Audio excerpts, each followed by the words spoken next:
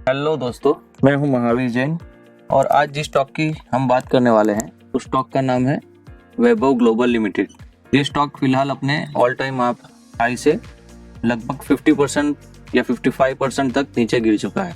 तो एक बार हम ये चेक कर लेते हैं। तो इसका ऑल टाइम हाई हमको यहाँ पर दिख रहा है, ये इसका ऑल टाइम हाई है और ऑल टाइम हाई लगभग 1050 के आसपास है। और एरो लगाकर हमें देखूं तो यहाँ से लेके करंट प्राइस तक ये फिलहाल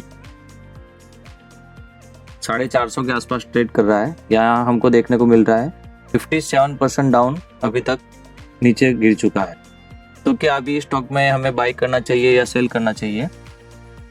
तो आप सोचेंगे कि जो स्टॉक ऑलरेडी 50 या 57-60% नीचे गिर सकता है वो और ज़्यादा भी तो गिर सकता है। तो ऐसा नहीं है, ये एक स्मॉल कैप कंपनी है और स्मॉल कैप कंपनी में जब गिरावट आती है तो 50 से 60% गिरावट एकदम नॉर्मल चीज़ हो जाती है। लेकिन हम भी इसका फंडामेंटल चेक करेंगे तो ऑटोमेटिक हमको मालूम चल जाएगा कि ये स्टॉक अभी लेने लायक है या नहीं है।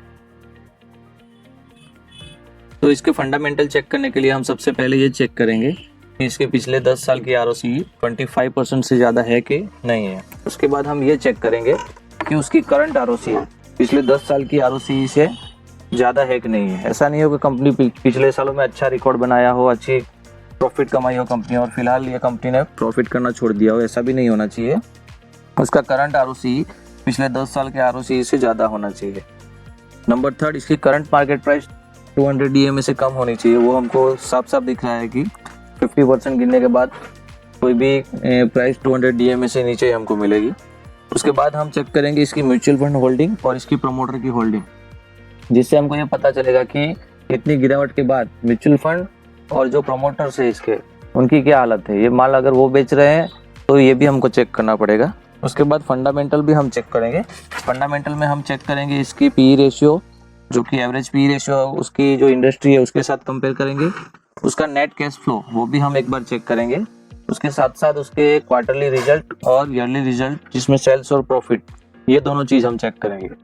लास्ट में हम इसका टेक्निकल चार्ट देखेंगे और फिर हम देखेंगे कि इसके अंदर इन्वेस्टमेंट करना चाहिए कि नहीं करना चाहिए। इसके साथ साथ हम इसमें ये भी चेक करेंगे कि कंपनी डिविडेंड दे रही है या नहीं दे रही है। अगर कंपनी डिविडेंड दे रही है तो ये भी उसका एक प्लस पॉइंट होगा।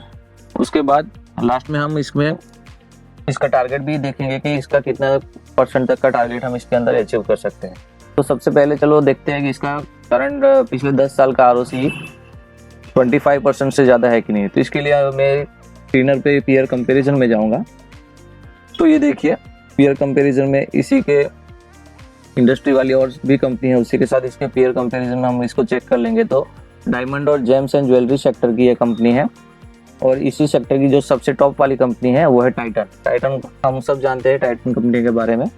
तो टाइटन कंपनी के पिछले 10 साल का ROCE है 26%। वहीं पर वैभव ग्लोबल का पिछले 10 साल का ROCE 27.82% है। यानी टाइटन से भी इसका ROCE पिछले 10 साल का एवरेज देखे तो अच्छा है। लेकिन इसका करंट ROCE भी हम एक बार चेक करेंगे। तो जहाँ पर टाइटन का करंट ROCE 30% का है, वहीं पर वैभव ग्लोबल का है वो 36% का है। यानी इस हिसाब से देखने जाए तो वैभव ग्लोबल टाइटन से भी आगे है। लेकिन क्योंकि टाइटन कंपनी है, उसकी मार्केट कैपिटल है वो है 2,19,000 करोड़, जिसके सामने वैभव ग्लोबल की मार्केट कैपिटल ओनली 7,350 करोड़ है। यानी ये टाइटन के सामने बहुत ही छोटी कंपनी है। लेकिन फिर भी उसके ROCE जो करंट ROCE वो और उसका पिछले 10 साल का ROCE, ये दोनों देखने चाहे तो ये काफ़ी बेहतर है। अब सेकंड चीज़ हम ये चेक करेंगे कि स्टॉक 50% गिरावट के बाद इन्वेस्टर का क्या हाल है। तो ये देखिए हम इसकी प्रमोटर और शेयर होल्डिंग पैटर्न में देखेंगे। शेयर होल्डिंग पैटर्न देखेंगे तो ये देखिए प्रमोटर्स का यहाँ पर है। तो मार्च 2019 में प्रमोटर्स के पास 63% शेयर्स थे और दिसंबर 2021 में आते आते 58 हो गए। लेकिन ये जो गिरावट है वो फिलहाल हुई है और प्रमोटर ने ये जो अपना माल है वो मार्च 2019 से लेकर जून 2019 के अंदर ही अपना माल कम कर दिया था। जून 2019 के बाद ये क्या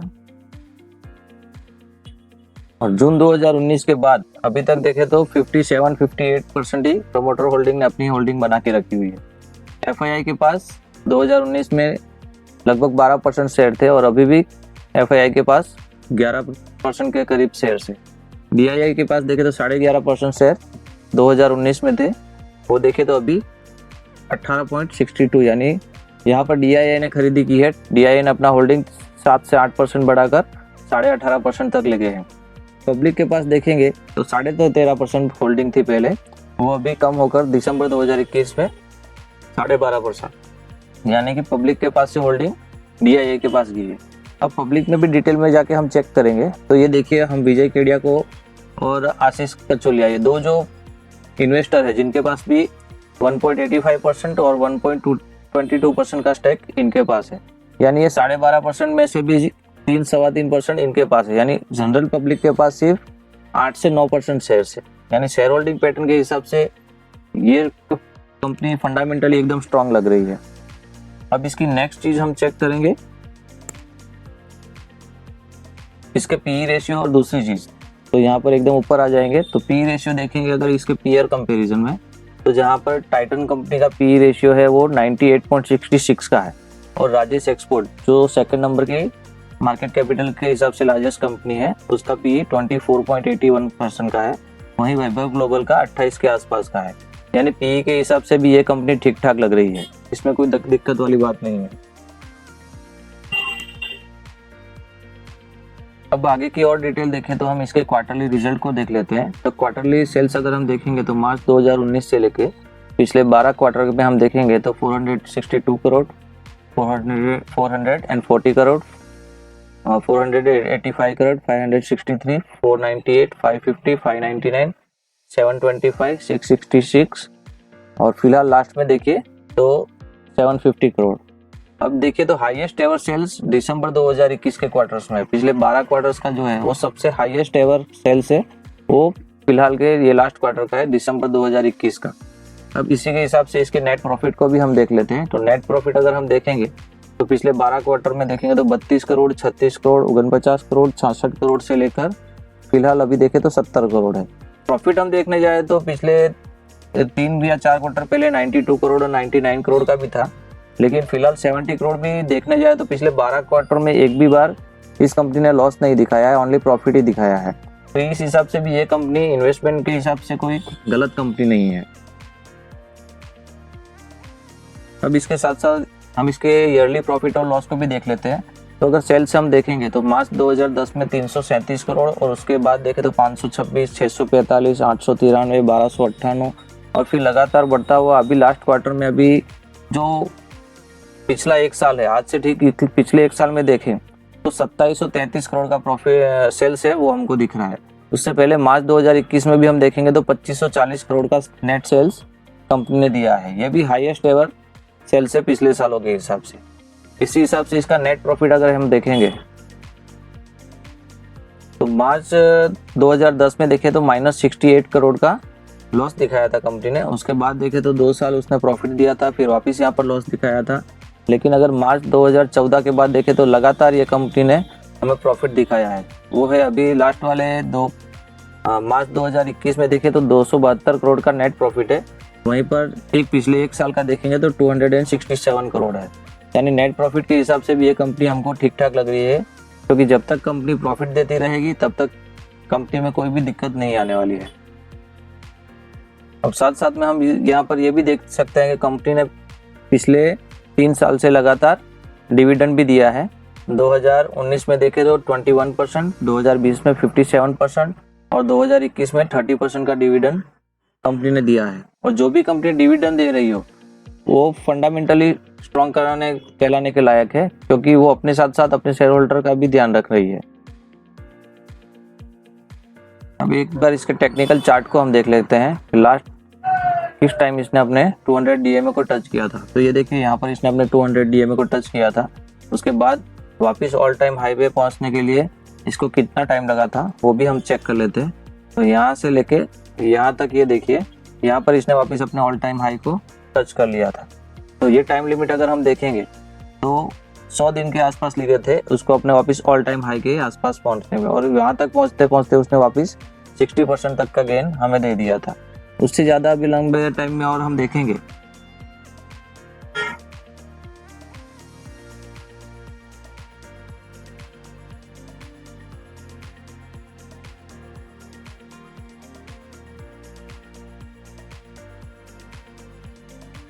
मई 2018 से लेकर यहाँ तक देखें तो कंपनी बार बार 200 DMA से नीचे आ रही थी और ऊपर जा रही थी, और इस एक साल के दौरान उसने कितना प्रॉफिट दिया वो भी हम गेन बॉक्स से एक बार चेक करेंगे। तो यहाँ पर इसने पहली बार अपना 200 DMA टच किया था, और फिर देखें तो उसको अपना ऑल टाइम हाई पहुँचने में, ये देखिए यहाँ पर ये अपने ऑल टाइम हाई के पास वापस ये पहुँच चुकी थी, और यहाँ पर पहुँचते पहुँचते उसको 380 दिन यानी तकरीबन एक साल से ज़्यादा समय लगा था, और यहाँ पर उसने 21% का गेन हमको दिया था। यानी एक साल में भी 21% का गेन अच्छी बात है, कोई ख़राब बात नहीं है। तो इस हिसाब से भी देखने जाए तो अभी ये अच्छी कंपनी है। तो फिलहाल का जो हमें यहाँ पर दिख रहा है वो ग्राफ से हम अगर देखेंगे तो ऑल टाइम हाई तक पहुंचने में हमें कितना % गेन मिलेगा वो एक बार चेक कर लेते हैं। तो ये देखिए अभी का करंट मार्केट प्राइस है 454 रुपया, और यहाँ से अगर हम लेके इसके ऑल टाइम हाई तक देखेंगे तो ऑल टाइम हाई इसका 1050 के आसपास था। तो वहां तक अगर ये प्राइस वापस पहुंच जाता है तो 132% का गेन हमको दिखाई दे रहा है। अगर 132% पहुंचने के अगर हमको समझो 1 साल लग जाए या 2 साल भी लग जाए या 3 साल भी लग जाए, तो भी 2 साल या 3 साल भी 132% रुकने के लिए हमें बहुत ही अच्छा प्रॉफिट मिलेगा। ये कोई खराब कंपनी नहीं है, आप धीरे धीरे इस कंपनी के अंदर इन्वेस्ट कर सकते हैं, ऐसा मेरा मानना है। मैं इस कंपनी में हर क्वार्टरली थोड़ा थोड़ा पैसा इन्वेस्ट करता जाऊंगा, लेकिन क्योंकि ये एक स्मॉल कैप कंपनी है, यानी मैं अपने टोटल पोर्टफोलियो का ओनली 3% ही इसके अंदर इन्वेस्ट करूंगा। यानी 1% मैं इस क्वार्टर में लगाऊंगा, फिर 3 महीने बाद वापस 1% इस क्वार्टर में लगाऊंगा, और उसके बाद वापस 3 महीने बाद 1% इस क्वार्टर में लगाऊंगा। तो क्या धीरे धीरे ये मेरा इन्वेस्टमेंट भी होता जाएगा, और बाई चांस ये कंपनी यहाँ से और ज़्यादा नीचे भी आ गई तो मेरे को एवरेज करने का मौका भी मिल जाएगा। अगर आपको ये वीडियो अच्छा लगा हो तो प्लीज़ लाइक कर दीजिएगा, शेयर कर दीजिएगा और सब्सक्राइब कर दीजिएगा। लास्ट में एक चीज़ आपको बता देना चाहता हूँ कि ये किसी भी तरह की बाय या सेल की रिकमेंडेशन नहीं है, ये मेरा पर्सनल ओपिनियन है, और ये वीडियो मैंने सिर्फ एजुकेशनल एंड इन्फॉर्मेशन पर्पज़ के हिसाब से बनाया है। तो किसी भी तरह का इन्वेस्टमेंट करने से पहले अपना खुद का रिसर्च कर लें और अपने फाइनेंशियल एडवाइज़र की सलाह जरूर ले लें। Thank you so much.